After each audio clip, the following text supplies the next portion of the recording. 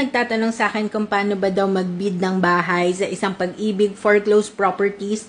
Well, eto na yon. Punta lang kayo dito sa YouTube channel ko. Just search for Samantha Marquez or Sam Marquez. Ayan na yung channel ko, guys.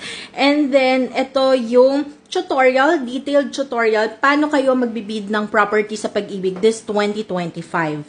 Plus, hindi lang yan, kasi na-document ko yung bidding journey ko sa Pag-ibig, paano kami magkaroon ng bahay.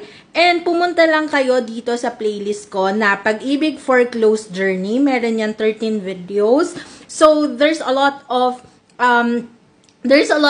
tips na binigay ko dito, and also shinare ko yung journey ko na baka makatulong sa inyo kung paano rin kayo makakapag-bid or makakakuha ng bahay sa Pag-ibig. So please check this out, yung updated tutorial and this playlist. Okay? So nandyan yan. From bidding to winning to house renovation, na share ko na yan dito. So please do check that out. Yun lang siya.